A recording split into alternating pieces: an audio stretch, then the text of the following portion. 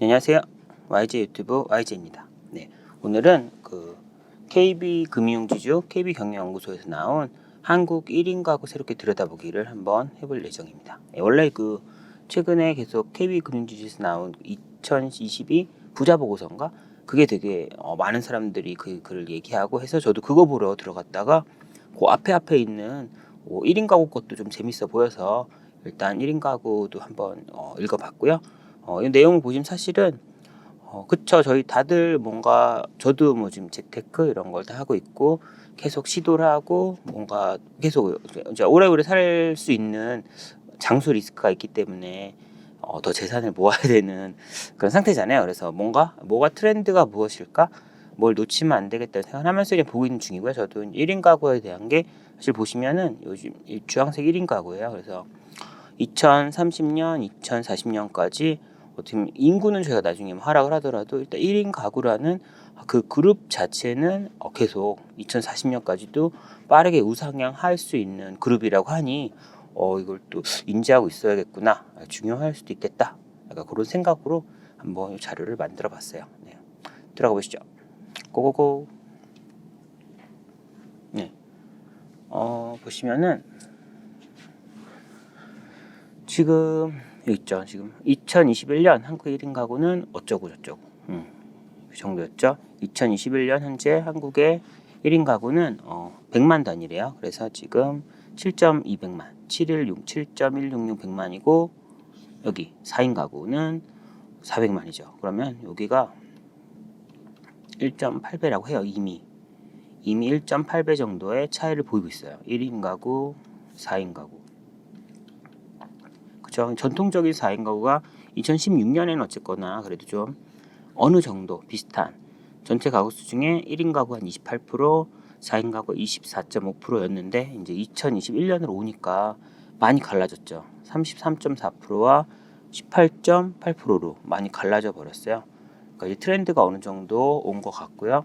그 트렌드가 향후에도 계속 우상향해서 지금 통계청 전망대로라면 2030년에는 전체 가구의 35.6% 치고 2040년에는 거의 38%까지 1인 가구가 차지하게 될 것 같고요. 4인 가구는 그죠, 지금 10%까지 내려가는 거예요. 원래 전체 가구 구성에서 24.5%를 차지했던 약간 전통적인 한국의 그런 가구 이 구성인 4인 가구는 2040년에는 밑에까지 떨어진다고 하네요.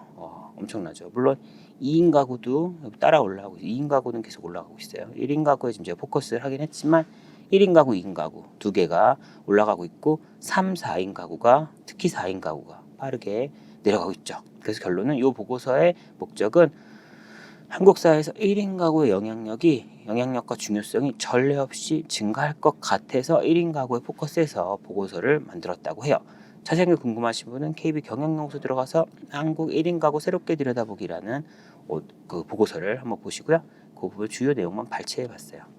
보시면은 지금 2021년 기준 1인 가구 중 20대가 차지하는 비중은 2020년 가장 크대요. 이 정도 19%. 지금 보시면은 2021년 연령 및 성별 1인 가구 구성, 1인 가구로 들어갔을 때 20대 1인 가구가 19%, 30대 1인 가구가 17.1%, 40대 13% 이런 식으로 70대 80대가 10%, 7.3% 정도 각각 나이대별 1인 가구의 구성 비율이고요. 결국은 20대가 제일 많죠. 20대 제일 많고 근데 비중이 30대가 늘어나고 있는 거고요. 지금 2020년 대비 1년 사이에 30대가 좀 늘어나고 있나 봐요. 그리고 남녀로 들어가 보면은 남성의 경우가 30대가 월등히 많고 여성의 경우는 20대랑 3, 4, 5, 60대 이쪽 비중이 제일 높네요. 그래서 결국은 그냥 대략 느낌적으로는 40대까지 어느 정도 경제활동을 하는 좀 어린 나이일 때 어리다 할게죠. 그렇죠. 30대, 40대를 어느 정도 경제력을 가지고 있는 일하는 활동하는 나이일 때 남성의 그런 포션이 높고 뒤에 나이가 많을 때는 여성의 포션이 높은데 이거는 성향의 차이보다는 수명의 차이가 아닌가. 되게 슬퍼. 저 남자인데 시하면 안 되죠. 뭔가 생존자가 이쪽에 여성들의 비율이 훨씬 많으니까 결과적으로 제 느낌상으로는 그냥 사실은 같은 비율인데 남성이 빨리 좀 사망이 해서 이쪽에서의 인구 구성이 줄어들었기 때문에 결과적으로 이쪽이 높아 보이는 거지 수명이 똑같았다면 비슷한 비중이 아니었을까 하는 개인적인 슬픈 추정을 하게 되네요. 그리고 소득 분포 한번 볼까? 1인 가구는 얼마나 볼까요? 평균적으로 보면은 평균이 아니죠. 이건 지금 1천만 원 미만 구간, 여기가 1천만 이 색깔 1천만 원 미만 구간이고요. 3천만 원 미만, 3천에서 1천이죠. 그리고 이게 그 5천에서 3천만 원 구간, 5천 미만이니까 그리고 7천 미만이니까 요 속이겠죠? 어디 속이겠죠? 이쪽이 7천에서 5천 구간, 요 주황색이 7천에서 1억, 7천에서 1억, 1억. 마지막 얇은 선이 1억 이상 이렇게 되고요. 1억 이상이랑 옆에 두 개 구간만 따라오면은 지금 퍼센트가 이렇게 되죠. 처음에 2016년에는 이건 7천부터 1억이랑 1억 이상이랑 합친 구간이 한 뭐 1.9%였죠. 전체 1인 가구 구성 중에. 근데 최근으로 오면은 이제는 1인 가구 구성 중에 3.6%까지 올라갔네요. 근데 뭐 물가 상승 때문에 오른 걸 수도 있고 연봉이 전반적으로 오르고 있긴 하지만 그래도 저는 맨 끝 구간도 너무 얇긴 하지만 여전히 오르고 있는 구간이고요. 어쨌거나 2021년 기준으로 보면은 지금 그쵸? 지금 요 구간이 볼까요? 요 구간이 어딜까? 노란색. 지금 3천, 5천 구간이 17.4%, 5천, 7천 구간이 5.8%, 그리고 7천, 1억 구간이 2.7%, 1억 이상 구간이 0.9%를 1인 가구 내에서 차지하고 있어요. 그냥 전체적인 소득 구조가 이렇다고 하네요. 어쨌거나 이런 우측 전반적 연봉 부분은 꾸준히 오르고 있죠. 예, 그렇죠. 그러니까 낮은 부분이 줄고 있고 높은 부분이 꾸준히 증가하고 있는 것 같아요. 네. 그런 거고요. 1인 가구에 대한 오해와 현실 이런 식으로 또 내용을 설명했어요. 그래서 오해, 비혼주의가 사회적으로 이슈가 되는 만큼 장기간 10년 넘게 1인 생활을 지속하고자 하는 비율이 높을 것이다. 그러니까 물어본 거죠. 현재 1인 가구인 사람들한테 단기적으로 또 1인 가구일 것 같니? 중기적 한 5년 후에도 1인 가구일 것 같니? 장기간 10년 뒤에도 1인 가구일 것 같니? 하니까 나 원래 혼자 살 거니까 단기, 중기, 장기 다 1인일 거야 라고 말했을 거라 생각하지만 그 오해라고 하죠. 하지만 희한하게 희한한지 아니죠. 장기간 부분에서는 내려가요.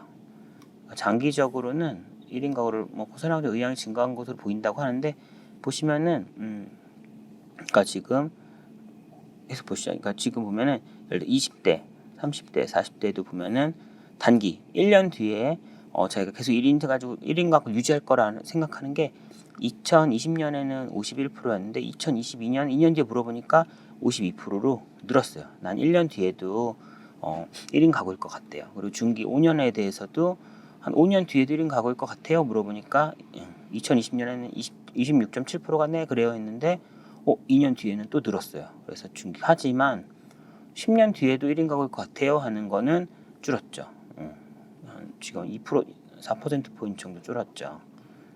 그러니까 다들 모든 구간 30대도 그렇고 40대도 그렇고 하지만 50대의 경우는 어쨌거나 조금 별 구간이 없죠. 그러니까 어떻게 보면 그 20대의 10년 뒤는나 30대 10년 뒤는 되게 스펙타클한 변화가 있을 수 있지만 전 40대인데 50대 10년 뒤는 그럼 55와 65 물론 큰 차이지만 25와 35 같은 스펙타클한 차이는 없을 테니까 전반적으로 단기도 살짝 올라가고 중기는 살짝 떨어지고 장기도 살짝 떨어지고 액티브한 변화가 있진 않죠. 플러스 1, 플러스 5, 플러스 10에 대한 기대값이 50대일 때는 크진 않을 거고요. 20대가 제일 액티브할 것 같아요. 20살이랑 30살, 29살과 39살 너무나 다른 차이니까 기대값이 완전 달라지겠죠. 그리고 한번 기념적으로 1인 생활 지속하는 의향에 대해서 한번 물어봤나 봐요. 그래서 왜 그런가요? 물어봤더니 지금 왜 계속 할 생각이에요? 물어보니까 중기 단기 포함해서 혼자가 편해서가 제일 큰 이유죠. 혼자가 편하니까 계속 늘어나고 있고 약간 넘버 2지만 이거보다 훨씬 약한 두 번째 이유는 마음에 드는 배우자를 못 만날 것 같아서, 그리고 결혼 생각이 없어서, 경제적 독립이 가능해서, 직장, 학교 위치가 가까워서 어쩔 수 없이, 이런 개념이 1인 생활 지속 의향이고요. 1인 생활을 이제 좀 지속 안 하려고 하는 이유는 1번이 이제 결혼하고 싶어서, 외로워서. 약간 비슷할 수도 있잖아요. 결혼이 외롭다 일치하지 않겠죠. 좀 가족과 살 수도 있고 부모님이 살 수도 있고 어쨌거나 그런 걸 포괄하겠지만 약간 비슷한 개념인 것 같아요. 그리고 아플 때 간병이 필요하다. 이것도 현실적인 문제죠. 친구, 가족과 함께 살고 싶은 것도 좀 외로워서일 수도 있고, 혼자 사는 게 불편해서, 제일 그래도 메인은 아니네요. 혼자 사는 게 편해서가 혹시 크긴 한 것 같아요. 편할 것 같은데요. 편하지 않을까요? 돈 있으면 편할 것 같은데. 그리고 1인 가구에 대한 오해의식 두 번째, 1인 가구는 혼자 살기 때문에 넓은 거주 공간이 필요하지 않아 초소형, 소형 평수의 오피스텔을 선호할 것이다. 이거는 사실 현재 살고 있는 거주 공간에 이거 그렇다 아니에요. 대형 평형의 아파트라고 정반대의 답이 나오진 않아요. 그건 아닌데 거주 유형에 대한 얘기인 것 같아요. 초소형, 소형을 선호하는 건 아니지만 현재 살고 있는 초소형, 소형은 많고 오피스텔이 아니라 아파트의 비중이 좀 올라갔다고 제가 아까 읽었을 땐 봤어요. 보시면은 연립 및 다세대가 이거죠. 연립 다세대 이게 아파트예요. 그럼 2020년에는 연립 및 다세대가 현재 거주 유형의 1인 가구의 거주 유형의 메인 넘버원은 연립 및 다세대였어요. 하지만 2년 뒤인 2022년에 오니까 아파트가 넘버원으로 올라온 거죠.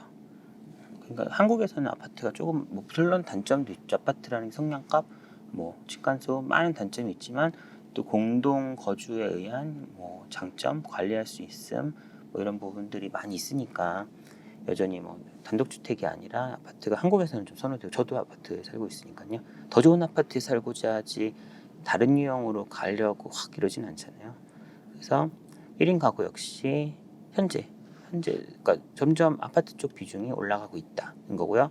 20대, 30대, 40대 다 이렇죠. 그리고 50대로 갈수록 나이가 많을수록 현재 거주 유형이 아파트인 경우가 점점 많아지고 있긴 해요. 저 아파트 더 비싸니까 그렇지 않을까 싶기도 하고요. 오피스텔은 이렇게 전혀 메인이 아니네요. 그 오피스텔이 메인 거주 시설은 아니니까요. 느낌은 1인 가구는 아까 여기 말한 소형 평형 오피스텔이다인데 그게 아니라 1인 가구도 대부분 빌라 아니면 아파트가 더 많아지고 있다.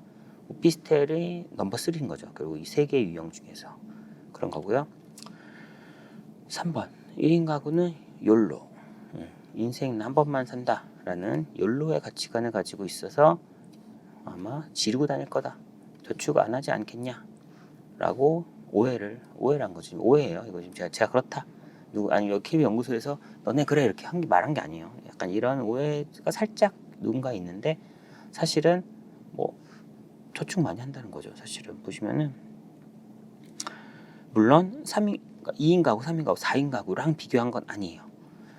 다른 가구 대비 더 뭐 하냐. 사실 이 질문은 한 번만 산다 때문에 소비를 많이 할 것이다.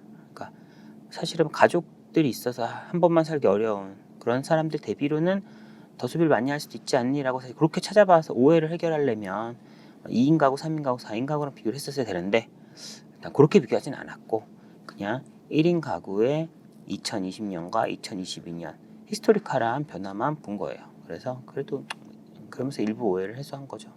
근데 좀 드라마티컬하게 많이 변했어요. 이게 IMF래요. 미쳤네요 제가. IMF래. 요즘 드라마 많이 봐서 헷갈렸어요.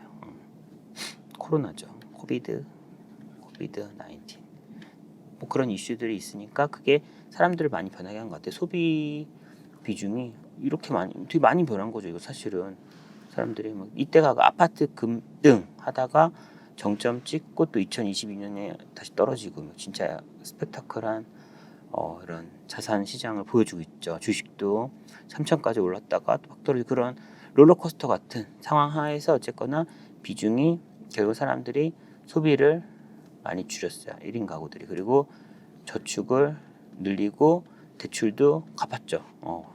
금리도 올라가니까. 그런 부분. 그래서 소비는 줄고 저축은 늘어나며 재정 관리에 스마트해졌대요. 예. 어째 결국은 다만 이제 뭐 다른 가구들과 비교한 건 아니고 2년 동안의 변화가 그렇게 된 거죠. 그러고 이 느낌은 뭐 이런 거죠. 제 생각에는 이 사람들의 말투인데 말투가 아니라 행태, 행위, 뭐 생각, 가치관, 소득을 넘기지 않고 지출한다라는 거에 동의하는 비중이 올라갔대요. 제 생각엔 이건 지금 제가 정확한 해석은 아닌데 찾아봐도 못 찾았는데 소득을 넘기지 않고 지출이라는 거는 결국은 할부성 거래, 그러니까 나눠서 하는 거래보다는 가급적 그냥 그 월에 처리한다라는 개념을 말하는 것 같아요. 자꾸 이연에서 할부로 결제하고 하면 점점 쌓이면서 내 지출액이 정확히 컨트롤이 안 되잖아요. 그래서 사실은 그냥 그때그때 전액 일시불 아니면 전액 처리하는 게 좀 스마트한 아니면 나의 소비가 내가 얼마 하는지 느낄 수 있는 거에서는 중요하니까 어제 그런 걸 동의하는 사람도 많다는 얘기고요. 금융 환경이나 내 생활 고려해 장기적으로 자산을 점검 조정한다는 것도 동의하는 게 뭐 47.4% 되게 높죠. 그리고 보면은 전반적으로 20대 여기서 지금 소득을 넘기지 않고 지출한다는 거는 3, 40대 높지만 자산에 대한 점검 조정은 오히려 20대 쪽에서 높아요. 물론 40대도 높고 그리고 매달 소비와 저축 금액을 정해둔다. 그렇죠. 인간이 내가 나를 정확히 컨트롤할 저는 없거든요. 제가 자유롭게 저를 방치해 놓으면은 저는 개차반이 되더라고요. 그래서 뭔가 제약을 해야 돼요. 저 같은 경우는 저도 그러고 있어서 강하게 제약을 해줘. 저 같은 애들은 애가 아니죠. 저 같은 중년은 제가 강하게 제약을 해야 인간답게 살더라고요. 어쨌거나 정해둔다 이런 개념도 꽤 동의한대요. 그래서 갖고 이건 누가 제일 높을까요? 또 20대네요. 20대에서 이런 거 깨닫기 어려울 텐데 전 못 깨달았거든요. 20대 아무런 저축도 안 하고 내가 얼마 썼는지 모르고 방탕하게 살다 보니 그러면 안 되겠다는 거 30대쯤에 깨달았는데 미리 알면 좋죠. 무조건 유리하죠. 그리고 1인 가구 N잡 행태는 좋은 단어인가? 그냥 좋고 나쁘가 없는 단어겠죠. 왜 나쁘게 들리지? 어쨌거나 보면은 뭐 있나 그냥 궁금해서 가져왔어요. 신생 부업 N잡을 요즘 많이 하죠. 전통적 부업. 저는 또 살짝 N잡이긴 해죠. 하지만 저는 뭐 강한 N잡은 아니고 메인 직장의 99% N잡의 1% 약간 이런 상태긴 해요.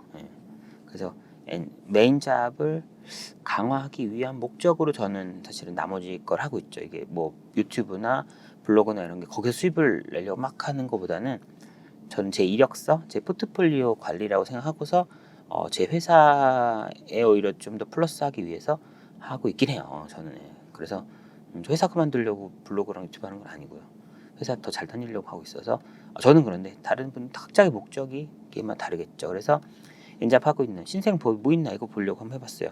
신생부업은 앱테크, 앱 출석 체크, 포인트 적립 등이 있대요. 그리고 배달 라이더 생각보다 많이 하죠. 배달 라이더.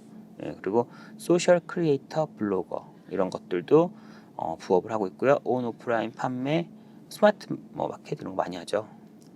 저도 막 뭐 할까 뭐 이런 생각을 했었는데 재능 마켓 간사, 숨고 이런 거 말하는 게 아닐까 싶고요. 웹툰 웹소 창작. 이거 저 되게 해보고 싶은데 안 되더라고요. 진짜 막 혼자 생각한 웹소설은 몇 개 있는데 안 돼요. 욕 먹을 것 같아요. 완전 저 매장 당할 것들. 하고 싶은데 어려워요. 그러고 전통적 부업은 뭐 문서 원고 작성, 번역, 서비스 아르바이트, 조립, 포장, 조립. 왠지 그 곰돌이 눈 붙이는 것도 포함이지 않을까 싶고 택배기사, 대리운전, 배송. 그렇죠? 어떻게 보면 택배기사는 전통적인 거고 배달 라이더는 신생이긴 하죠. 좀 이게 다르죠. 이거는 거의 약간 전업처럼 갈 수 있는 거고 배달 라이더는 내가 필요한 시간에만 배민이나 이런 거에서 필요할 때 하는 거니까 좀 다른 것 같아요. 행위가 같더라도 그거에 대한 자유도랑 좀 뭔가 방식이 다른 것 같긴 하고요. 이제 그런 것들을 많이 한대요. 그래서 전체적으로 지금 저는 되게 많은 쪽에서 신생부업, 전통적 부업보다는 신생부업 쪽이 더 이제 시간적 접근성도 편하고 하니까 더 많이 하는 것 같아요. 그래서 왜 하느냐? 하는 이유는 당연히 여유, 비상자금 마련, 그렇죠? 그리고 시간적 여유, 시간이 남아서 한다는 거겠죠. 시간의 여유를 확보하려고 돈을 벌진 않겠죠. 시간이 여유로우니까 하고 있다는 것 같고 마지막은 생활비 부족, 그렇죠? 사실은 생활비 부족은 제일 절실한 이유인 거고 추가적으로 플러스 알파를 하기 위한 목적이 제일 많으신 것 같아요. 네. 은퇴 및 노후준비 보시면은 그냥 이런 금액을 저도 궁금해서 한번 갖고 와봤어요. 1인 가구는 노후 대비 최소 필요 자금은 7.7억 원이고 원하는 생활을 위해 필요한 자금은 11.0억 원으로 예상하고 있대요.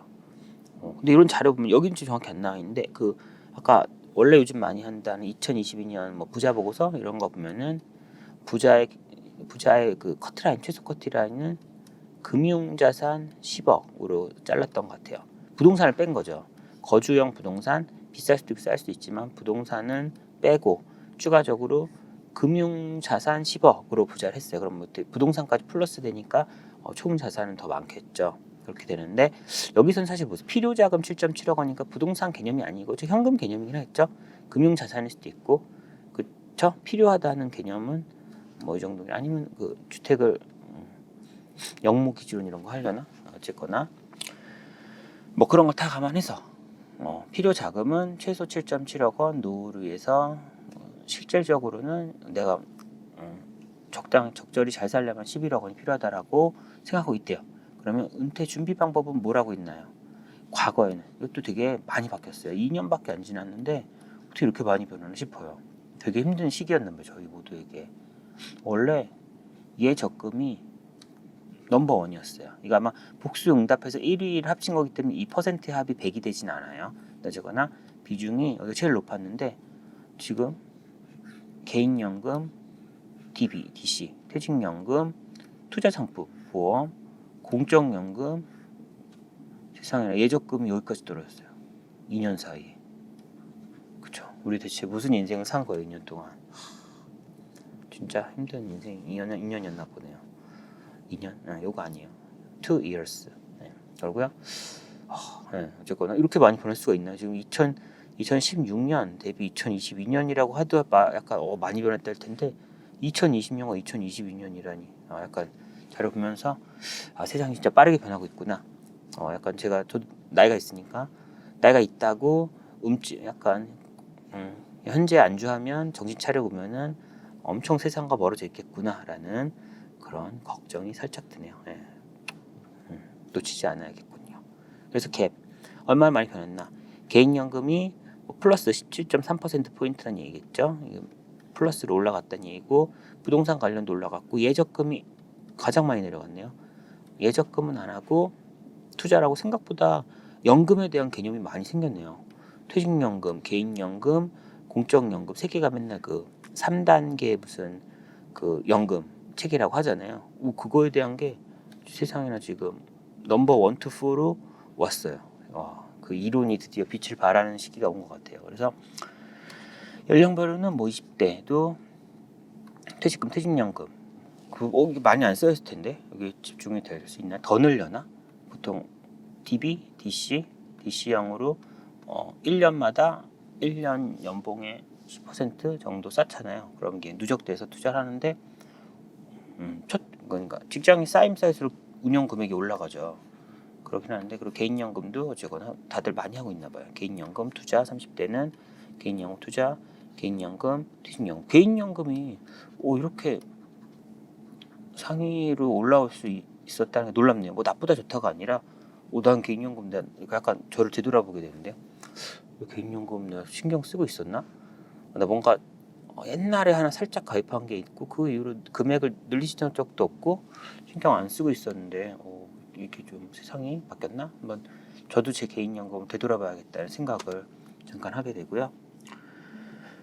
금융상품 부분은 코로나 전 이게 되게 얼마 안 되잖아요. 2019, 2020, 2022 정말 만 3년 사이를 이렇게 뭔가 카테고리 할 만큼 많은 변화가 있었나 봐요. 보시면은 1인 가구에 계속 지금은 금융 포트폴리오가 변화됐어요. 생각보다 되게 이것도 재밌긴 한 게 유동성 자산이 드라마틱하게 늘었어요. 어떻게 보면은 뭔가를 투자하기 위해 리저브 하는 것 같아요. 이제 사람들이. 그쵸? 리저브 하니까 지금 이렇게 되는 거겠죠? 다들 지금 리저브 하고 계신 것 같고 뭔가에 지금 투자가 터지면 그때 들어가려고 이렇게 하고 있는 것 같아요. 그러면서 결국은 예적금 비중이 확 줄어들고 있어요. 현금성 자산으로 유동성 자산으로 간대요. 되게 신기하네. 그래서 결국은 요거 합친 게 어떻게 보면은 실제 그 투자하기 전 금액이잖아요. 유동성 자산과 예적금. 근데 그 부분은 또 줄고 있어요. 줄고 있는데 전반적으로 어쨌거나 뭔가 뭐 부동산을 살 거든 아니면 뭔가 왕창 투자를 할 거든 그러기 위해서 지금 유동성 자산으로 41.8%를 가지고 있는 상태이긴 해요. 하지만 전체적인 현금성 자산의 비중은 줄어들면서 그거를 투자 자산이죠. 주식, ETF, 선물 옵션, 그쵸? 이쪽 부분이 제일 많이 늘었어요. 그래서 결국 현금성 자산은 줄고 있고 현금성 자산의 예적금이 아닌 한 방에 빵 투자할 수 있게 해서 유동성 자산 형태로 들고 있으면서 또 포트폴리오상 주식, ETF 같은 쪽 비중도 올라가고 있는 그런 바벨 전략 같은 느낌이네. 두 개만 쫙 올라가고 있는 그런 느낌으로 가고 있다고 해요. 네. 그리고 코로나19 이후 해지 후 현금성 자산을 보유하고 있는 1인 가구 비율 및 상품 뭐가 있나요? 지금 해지 탑 5? 볼까? 당연히 예적금이겠죠. 그쵸? 지금 예적금의 해지 상품은 뭐 놀라워요. 지금 어쨌거나 예적금이 트렌드는 아닌가 봐. 근데 이제 물론 그런 거 있어요. 조심해야 될 게 지금 다수의 평균 이런 에버리지가 다수의 평균이 정답은 아니에요. 지금 내가 다수의 평균과 다르다고 해서 내가 틀렸다.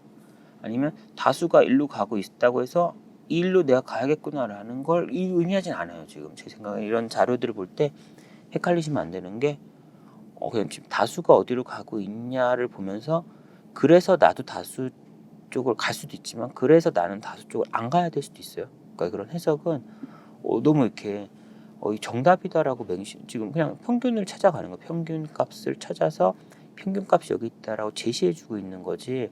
그 평균 값이 정답이니까 너가 그 평균 쪽이 아니라면 너도 글로 가라라는 얘기를 하고 있는 건 아니니까 이거는 뭐가 어떻게 보면 필요한 것만 싹 가져가고 필요하지 않은 건 가져가지 않아야 되는 거예요. 그러니까 너무 조심해서 좀 항상 자료들은 보시고요. 추가로 리치 싱글이라는 개념이 나와요. 그래서 리치 싱글은 그러니까 연령대별 소득 상위 10% 해당하는 30에 49세 1인 가구를 리치 싱글로 정의했대요. 그래서 그 정의는 30에 34세는 연소득 5천만 원 이상, 30대 후반은 6,500만 원, 40대 초반은 7천만 원, 40에 49는 7,500만 원 이상의 1인 가구. 그죠? 근데 이게 뭐 좀 사실 리치라는 개념이랑 애매하긴 하죠. 이게 뭐 돈 고작 이거 그런 얘기 하는 게 아니라 사실은 어떻게 보면 우리 재무제표상 BS와 IS가 있듯이 쌓여 있는 재산과 매년 받는 소득. 그래서 소득이 많지만 재산도 많아야 어떻게 부자긴 하죠. 그죠? 그러니까 막 그런 게잖아요. 그러니까 갖고 있는 뭐 집이나 그런 재산들도 많이 있으면서 연봉도 높으면 그게 부자인데 연봉은 열나 높은데 재산이 빵이다. 그러면 재산이 한 100억인데 연봉이 되게 낮다.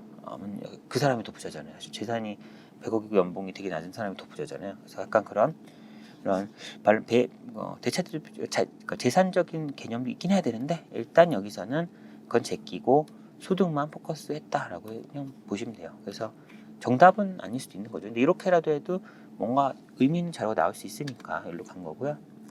리치 싱글과 일반 싱글의 계획, 수입 지출 관리는 관리한다 비중이 높겠죠. 약간 그래도 돈을 조금이라도 더 버는 사람이 돈에 관심이 더 많을 테니까 그런 거고요. 정해둔 재무 목표가 있다도 훨씬 높죠. 리치 쪽이. 그렇죠. 그러니까 재무 목표가 있어서 부자가 된 걸 수도 있고 아니면 돈이 많이 생기니까 결과적으로 재무 목표가 있을 수도 있는데 어쨌거나 이러한 행동들이 돈을 많이 벌어서일 수도 있지만 돈을 많이 버는 쪽으로 가는 그런 지표일 수도 있어요. 그래서 본인들이 혹시 이런 거 놓치고 있지 않나 한번 뭐 보시면 좋을 것 같고요. 미래 소득 공백비 대비를 어떻게 준비하나 일단 준비를 하고 있다라는 부분이 보통 일반 싱글은 8.8%면 리치 싱글은 18.7%래요. 그래도 막 되게 높지 않죠. 준비해야 돼요. 어떻게 되지? 우리 100살까지 살면 어떡할 거야. 그래서 노후 준비를 어쨌거나 지금 대부분 목표가 은퇴 전 내 집 마련이 목표다가 일단 리치 쪽은 제일 많나 봐요. 그리고 뭐 새로운 공부 쪽도 많고 두 번째 뭐 목표 저축 금액 계획도 갖고 있고 아주 전반적인 이런 계획성에 대한 부분은 뭐 결과론적이지만 리치 싱글이 일반 싱글보다 더 응답 비율이 그러니까 플러스 그렇다라고 한 비율이 높긴 해요. 뭐 그렇다고 2배 이런 건 아니고 어느 정도 좀 높다 정도의 모습을 보이고 있고요. 비율적으로 이건 또 깐 건데 깐 게 아니죠. 한 건데 리치 싱글 일반 싱글의 월소득 사용 방법 여유자금급 운용 방법 보시면은 일단 전체 기준으로 볼까요? 전체 리치 전체와 일반 전체를 보면은 지금 소비 비율이 그러니까 월 평균 소득이 한 57288이니까 2배이네요. 2배면 사실은 그러니까 비율로 봤을 때는 리치 싱글이 소비를 더 30%를 소비하고 일반 싱글 40% 쓴다는데 절대 금액이 사실 차이가 나겠죠. 300이면 3, 4, 12 이거는 120만 원쯤 될 거고 6, 3, 18 180만 원 사실은 절대 금액은 얘네가 더 많이 써요. 그래서 이거 비율만 가지고 일반 싱글이 더 헤프게 쓰는 거 아니야라고 말할 건 아니고 실제 그쵸 소득은 2배인데 소비를 2배 하진 않은 거죠. 그쵸. 그러니까 소비를 한 1.5배 하면은 실제 비율적으로는 소비의 비율이 더 줄어드니까 뭐 그런 느낌의 소비인 거고요. 그렇다 한들 어쨌거나 더 많이 번다고 해서 더 헤퍼지진 않는다. 그런 느낌. 그러니까 아예 손 놓고 뭐 막 지출한 건 아닌 거죠. 사실은 그렇긴 한 거고요. 이런 부분도 저축도 당연히 올라갔죠. 남는 금액을 저축도 하고 부채 상환이 오히려 준 것도 신기해. 줄인 건 아니죠. 비율적으로 작은 거지 절대 금액은 또 높을 테니까 어쨌거나 부채 상환도 하고 그리고 여유 자금은 이제 이렇게 해서 운용 방법은 펀드 많고 그러니까 지금 리치 쪽 애들은 펀드 쪽이 더 높고 하지만 지금 일반 싱글 쪽은 수시 입출금과 예적금 납입 쪽 비중이 더 높네요. 그쵸? 뭐 그런 차이 보이고 있고, 예. 뭐 항상 말씀 뭐가 옳다는 건 아니에요. 이랬기 때문에 더 덜 벌었다, 가난 이런 거 아니에요. 그냥 결과적인 평균 이 군들의 평균값인 거고 이게 무조건 정답은 아니기 때문에 좀 항상 생각할 때는 조금 더 자기 의지를 가지고 고민하셔야 될 것 같고요. 리치 싱글의 포트폴리오 및 보유 현황을 보시면 얘네는 어떻게 될까요? 저도 궁금해서 가져와 봤고요. 포트폴리오 지금 이게 순서가 반대인 걸 제가 알기로는 유동자산이 여기고 예적금이 여기고 이게 여기고 이게 여기여서 얘네 순서를 반대로 했어야 되는데 약간 이거 좀 이상했어요. 근데 저거나 리치 싱글은 유동자산이 좀 더 적네요. 그러면서 비율이기 때문에 근데 절대 금액은 다르겠죠. 절대 금액은 이것도 많을 거예요. 그 비율에 너무 또 빠지면 안 돼요. 그냥 일단 비율로 봤을 때 어쨌거나 예적금도 좀 적고 이쪽 포션이 훨씬 높다는 얘기를 하고 싶었던 거죠. 지금 여기 주식 아래쪽이죠. 주식, 투자, 펀드, 채권 이쪽에 절대적인 비율도 이쪽이 훨씬 많다. 그렇죠? 그런 기준은 절대 금액도 많고 하지만 뭐 이 나머지 금액도 유동자산 예적금도 비율만 낮을 뿐 절대 금액은 여기도 높긴 해요. 일반 싱글 대비로. 그래서 어쨌거나 리치 싱글은 한 204만 원 정도를 이런 투자 저축을 하고 일반 싱글은 82만 원 정도를 월 투자 저축을 한다. 원금도 갚고 원금 갚는 아니죠. 투자 저축만 하는 거죠. 그리고 딴 건 금융상품 보유율 및 금융자산 규모. 규모도 크게 차이 나진 않죠. 뭐 예적금은 예적금이 나쁘다 이런 건 아닌데 어쨌거나 나쁘다기보단 액티브하진 않죠. 뭔가 내 목적 의식을 가지고 가는 건 아니죠 좀. 그래서 패시브하죠 이건 많이 그런 거고요. 그래서 요즘엔 다들 자기만의 좀 생각, 의지를 가지고 투자를 하는 것 같아요. 그래서 예적금이 어떻게 보면 조금은 홀대되고 있는 것 같긴 하고요. 네. 이런 비중들이 뭐 전반적으로 리치 싱글 쪽이 더 이런 규모 비율이 더 높다는 거는 결과적으로 그렇게 돼 있는 거고요. 일반 싱글의 결혼 의향 및 결혼 대체 관심사 이것도 그냥 궁금해서 가져와 봤어요. 이거 그냥 제 개인적으로는 약간 재밌어 보여서 갖고 왔고요. 통계치니까요. 설문조사 한 거니까 보면은 리치 싱글은 일단 리치와 일반 싱글의 전체적인 결혼 의향은 이쪽은 50.5, 일반은 41%. 뭐 현실적인 이유든 금전적인 이유든 어쨌거나 리치 싱글 쪽이 조금 더 결혼 희망하는 비중이 높네요. 근데 보면은 되게 신선했던 게 남성 여성 이거를 50.5는 남성 62.6과 여성 29.8의 그 에버리지죠. 에버리지 한 게 50.5. 남자와 여자 차이가 엄청나네요. 그래서 리치 싱글의 남성은 결혼 희망이 뭐 63%나 돼요. 그리고 여성은 30% 정도 되고, 물론 일반 싱글로 가면 여성은 29.8%에서 25.7 살짝 내려가고, 남자는 거의 11%포인트 62.3에서 51.2로 많이 내려가네요. 이런 금전적인 부분이 어쨌거나 그런 희망을 꺾은 건가 모르겠어요. 희망이 달라지는 것 같아요. 그렇대요. 결과적으로 그렇다는 거죠. 그러고 그럼 결혼을 희망하지 않으면 결혼 대신 시간, 비용 할애 분야 탑5는 뭘까요? 향후 결혼 비계획자 기준으로 보면은 너 그럼 뭐 할 거냐 하면은 주로 자산관리 재테크 부분이죠. 지금 남성 여성도 비중은 달라요. 남성은 자산관리 재테크고 여성 쪽은 이쪽 취미활동이 넘버원 카테고리인 거예요. 각자 달라지고요. 그 리치 싱글 기준으로 그 남자들의 경우는 자산관리 재테크가 1번, 국내 해외 여행이 2번 31점이죠. 여성들의 경우는 취미활동이 1번, 2번 자산관리 재테크 뭐 이런 식으로 해서 어쩌거나 리치하다는 게 붙어 있으면 자산관리 재테크에 대한 건 그래 탑2 안에 들어가는 시간 할애하는 분야이긴 하고요. 일반 쪽으로 가면은 일반 남성의 넘버원은 취미활동이고 넘버2가 자산관리 재테크. 그리고 재테크 부분이 계속 있긴 하네요. 그리고 여성분들은 취미활동이 똑같이 넘버원이고 넘버2가 국내 해외 여행 뭐 이렇게 나눠지고 있어요. 네. 그리고 노후자금 준비 상태. 저 어떻게 되나요? 전 노후자금 준비 이런 게 중요해서 물론 전 싱글은 아니지만 그래도 항상 이런 걸 컨닝하고 있어요. 노후자금 준비 수준 보시면은 최소 노후자금은 리치 같은 경우는 억 원이겠죠. 아까 이게 일반의 경우는 최소 7.4억 원 어느 정도 넉넉 원하는 생활하려면 9.7억 원이 필요하다 했는데 리치 싱글의 경우는 최소가 12.5억 원 그리고 어느 정도의 생활하려면 15.5억 원은 내가 노후 자금으로 있어야 한다라는 그런 금액을 제시하고 있고요.